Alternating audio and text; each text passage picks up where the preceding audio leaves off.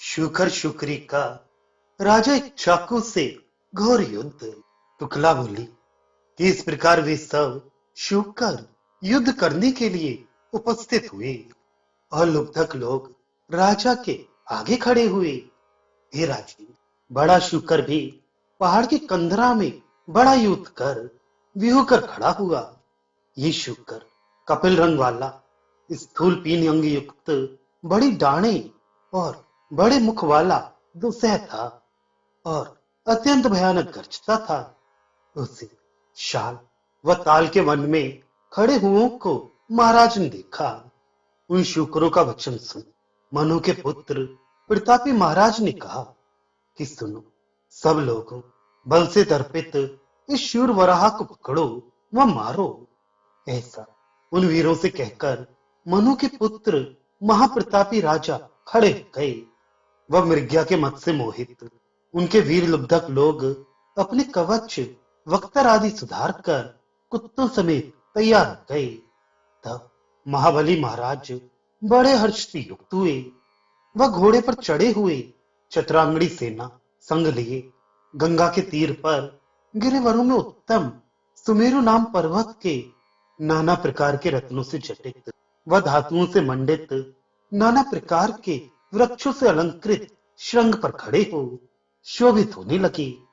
शुक्ला अपनी सखियों से बोली कि वह पर्वतराज बल का धाम किरणों के समूह युक्त बहुत ऊंचा आकाश को प्राप्त अनेक पर्वतों से शोभित प्रकाशित था और बहुत योजनों तक निर्मल गंगा जी की धारा में लहरें मोती के सदृश निर्मल जल के कणों समेत उठती थी। सब और शिलातल धो जाकर स्वच्छ थे। ऐसा पर्वत श्रेष्ठ अच्छी शोभा से युक्त था। उस समय देवता चारण किन्नर गंधर्व विद्याधर सिद्ध व अप्सराओं की शोभा से शोभित हो रहा था। वह नाना प्रकार के मुनिगण व हाथियों से व चंदन के बहुत से वृक्षों से शोभित था। वह वैसे ही देवदारू शाल ताल कमाल कृतमाल के प्रवालों से शोभित था। वह नाना प्रकार के अन्य वृक्षों से व कल्पद्रुम आदिकों से विभूषित था। नाना प्रकार के धातुओं से विचित्र था। अनेक प्रकार के रत्नों से विचित्रित विमान जिनमें सोने के दंड थे। ऐसा पर्वत स्त्रियों से शोभित था। नारियल के सुंदर वन व सुपारी के वृक्षों से शोभित था। दिव्य पुन्ना वकुल व कदली के खंडों से मंडित था। पुष्प सहित चंपा पाटल व केतकी के वृक्षों से मंडित तथा नाना प्रकार की वल्लियों के प्रतानों से व पद्म के वृक्षों से शोभित था। नाना प्रकार के पुष्पों से पुष्पित वृक्षों से अलंकृत था। स्फटिक मणि की शिलाओं पर जमी दिव्य वृक्षों से विराजमान व कंदराओं में योगींद्र व योगी राजों के बसने से आनंद युक्त हो रहा था। नाना प्रकार के झरनों के चलने से अति मनोहर व नदियों के प्रवाहों से अति रम्य व नदी के प्रवाह से प्रसन्न संगमों से शोभित व निर्मल जल भरे हुए हृद कुंड व अल्प जलाशयों से शोभित था। वह नाना प्रकार के ऐसे श्रृंगों से वह गिरिराज उस समय शोभित हो रहा था। शल की शार्दुल व मृगों के युद्धों से अलंकृत महामत्त मातंगों से महिषों व रुरुओं से उपशोभित था। ऐसे ही अनेक भावों से गिरिराज विभासित था। सो मनु के पुत्र महावीर इक्ष्वाकु जी ऐसे पर्वत पर उस अपनी स्त्री व चतुरंगणी सेना समेत व आगे आगे कुत्तों को उनके पीछे लुब्धकों को किए हुए। जब वह बलि शुकर अपनी भार्या समेत वह बहुत से शुक्रों से रक्षित था। वह अपने पुत्र पौत्रों समेत विराजमान था। उस गंगा के तीर मेरु भूमि में पहुंचे। शुक्ला अपनी सखियों से बोली कि तब हर्ष से युक्त होकर वह शुकर अपनी प्रिया से बोला कि हे प्रिय, देख महाबली कौशलाधिपति चले आते हैं। वह महाप्राज्य राजा हमारे मारने के उद्देश्य से मृग्या क्रीड़ा करते हैं। इनके संग देवताओं वह दैत्यों के हर्ष कराने वाला युद्ध हम करेंगे। यह तो ऐसा अपनी स्त्री से कह रहा था। वह महातेजस्वी महाराज धनुष बाण हाथों में लिए सत्य धर्मगामी अपनी सुदेवा नाम महारानी से हर्षित होकर बोले कि हे कांते, देखो ये महाबली शूकर गर्ज रहा है। वह उसके संग महाबल पराक्रमी उसके परिवार वाले भी गरजते हैं। ये मृग के मारने वालों से दुसह है। हे प्रिय, इसी समय तीक्ष्ण बाणों से मारूंगा जो ये महाशूर युद्ध करने के लिए हमारे पास आएगा।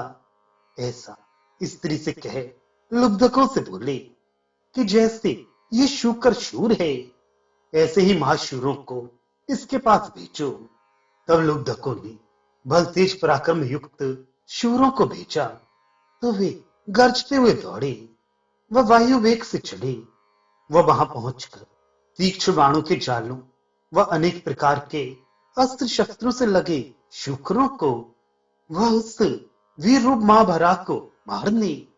शुक्ला अपनी सखियों से बोली कि लुब्धक लोग बाण तोमर इस प्रकार शूकर के ऊपर छोड़ते गए जैसे मेघ पर्वत में जल छोड़ते हैं। तब दृढ़ प्रहार करने वाले सैकड़ों लुब्धकों से संग्राम में प्राप्त युद्ध पालक शूकर मारकर निर्जित किया गया। तो अपने पुत्र पौत्र और बांधवों समेत होकर उसने लुब्धकों को मारा और डाणों से लुब्धकों को काट कर गिराया। पांव हाथ गिरने लगे। तब शूकर ने लुब्धकों की आई हुई गर्ज नहीं देखी।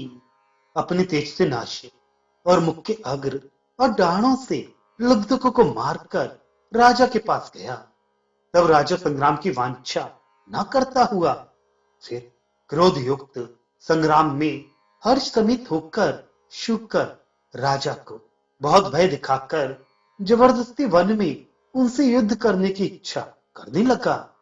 फिर युद्ध में कुशल शूकर संग्राम की इच्छा से थूथन को आगे से तीक्ष्ण दांत और नखों से क्रोध युक्त होकर पृथ्वी को खोदने लगा।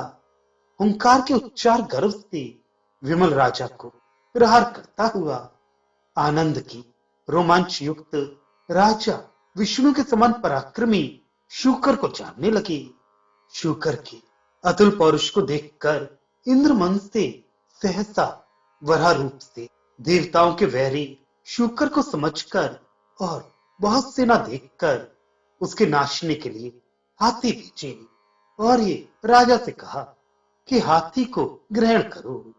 फिर बहुत वेग युक्त रथ और हाथी भेजे।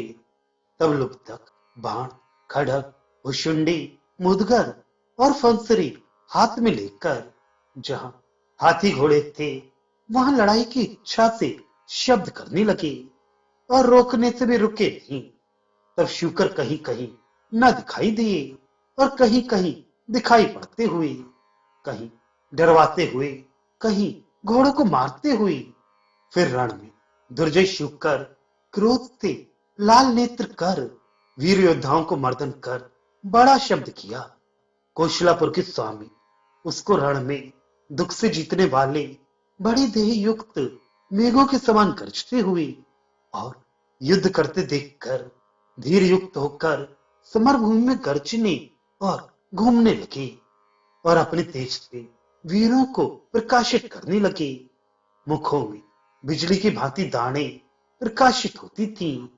तब राजा शूकर को उसके बंधुओं समेत देखकर तीक्ष्ण बाणों से और शस्त्रों से एक एक को मारने लगे और सेना वालों से बोले कि हे सेना वाले शूरों, इसको पराक्रम से क्यों नहीं पकड़ लेते हो?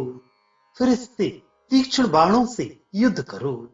क्रोध युक्त महात्मा राजा के वचन सुन सब सेना वाले युद्ध करने के लिए उपस्थित हुए। सहस्त्रों योद्धा वन में रण में स्थित शूकर को सब दिशाओं में प्रहार कर वेदन करने लगे। किसी विशाल योद्धाओं ने संग्राम में बाण समूहों से मारा, किसी ने चक्र, किसी ने वज्र से मारा। पौरुषों से क्रोध युक्त रक्त की धारा से भीगा हुआ शूकर रण में फंसरियों को काटकर बड़े शूकरों समेत पहुंचा। वह वहां पहुंचकर घोड़ों हाथियों के पेट मस्तक, पैर आदि फाड़ चीर डाले। वह तीक्ष्ण बाणों से पैदल लोगों को तो विदारण ही कर डाला। यहाँ तक कि उस बड़े शुकर राज ने तो अपनी थूथन से गज का मस्तक विदीर्ण कर डाला और पांव के नखों से वीरों का नाश कर दिया। फिर सब लुब्धक वह सब शुकर क्रोध के मारे लाल लाल नेत्र कर परस्पर घूम घूम कर युद्ध करने लगे। तब लुब्धकों के मारे हुए शुकर व शुकरों के मारे हुए लुब्धक रुधिर से अरुण होकर पृथ्वी पर गिरने लगे। लुब्धकों ने जीव छुड़ाकर शुक्रों को बल से वहीं पर गिराया कि वे मृतक हो बिना प्राण के पृथ्वी पर गिर पड़े। वह कुत्ते भी प्राणों को छोड़ने लगे। वह बहुत से शुकर जो प्राण सहित भूमि पर गिरे थे, उन्होंने अपने दांतों से क्षिति पर पड़े हुए घायल लुब्धकों के अंग निकट जा जाकर चीड़ फाड़ डाले। वह बहुत से शुकर बाणों के आघातों से पीड़ित हो पर्वत के दुर्गम स्थानों में भागकर जा गिरे। वह बहुत से कुंजों में, बहुत से कंदराओं में, वह बहुत से अपने अपने घरों में जा घुसे। ऐसे ही कोई कोई लुब्धक शुकर के दांतों से छिन्न भिन्न होकर प्राणों को छोड़ खंड खंड होकर स्वर्ग को चले गए। वह लुब्धक लोगों के जाल व फंसे जो लिए थे सब जहां की तहां पड़ी रह गई। वह उन लोगों की नसें भी वहीं पड़ी रह गई।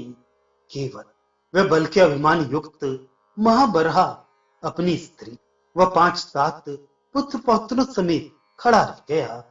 तब वह शुक्री अपने स्वामी शुकर से फिर बोली कि हे कान, हमारे व इन बालकों के साथ चले चलो। तब प्रीति युक्त दुख से पीड़ित प्राण प्रिया से वह शुकर प्रीत से बोला कि हम कहां को जाएं, टूट फाट गए हैं, हमारे लिए भूतल में कहीं स्थान नहीं है।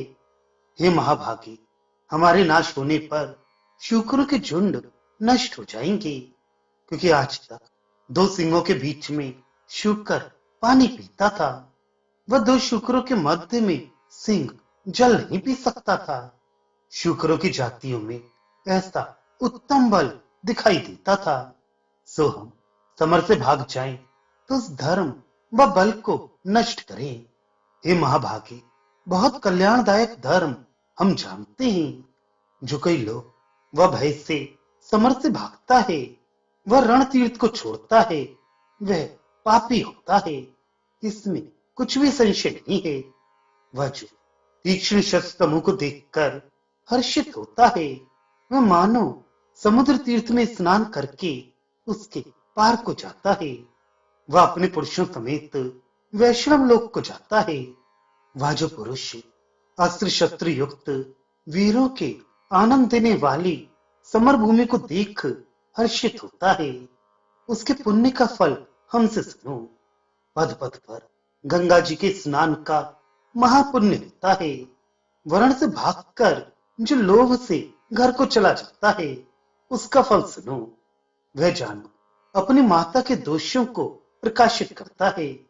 वह जानो पुरुष होकर उत्पन्न ही नहीं हुआ, वरन स्त्री ही होकर जन्मा है। हे कांते, इस वरण भूमि में सब यज्ञ व सब तीर्थ विद्यमान रहते हैं। वह महापराक्रमी देवता लोग कौतुक देखा करते हैं। मुनि सिद्ध चारण लोग भी कौतुक देखते हैं। जहां वीर वीर को युद्ध करने के लिए प्रचारता है, तीनों लोग वहां देखने के लिए आ जाते हैं। वह समर्थ भग्न को तीनों लोकों के निवासी देखते हैं। वह जो पाप युद्ध करता है, उस घृणाहीन पापी को श्राप देते हैं। वह बार बार हंसते हैं। वह धर्मराज उसको दुर्गति दिखाते हैं, इसमें कुछ भी संशय नहीं है।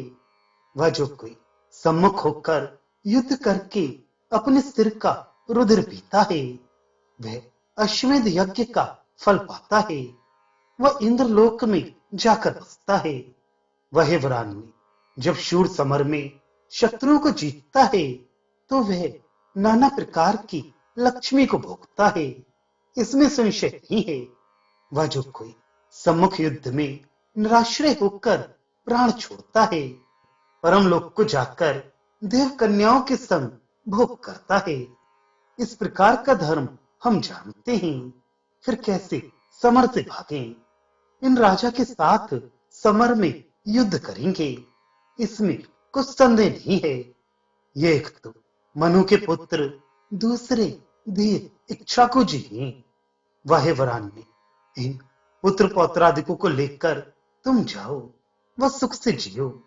उसका ऐसा वचन सुन शुक्री बोली कि हम तो तुम्हारे स्नेह के बंधनों से बंधी हैं, क्योंकि हे प्रिय, जब तुम्हारे स्नेह व नाना प्रकार की रति क्रीड़ा का स्मरण करती हैं, तो आपको छोड़कर जाया नहीं जाता। इससे हे मानव, तुम्हारे आगे पुत्रों समेत प्राणों को त्यागेंगी। इस रीत से आपस में वार्ता कर वह एक दूसरे का हित चाहते हुए वे दोनों स्त्री पुरुष युद्ध करने का निश्चय कर अपने शत्रुओं की ओर देखने लगे। वह कौशलापुर के स्वामी महाराज इक्ष्वाकु जी की ओर बड़े क्रोध से देखने लगे।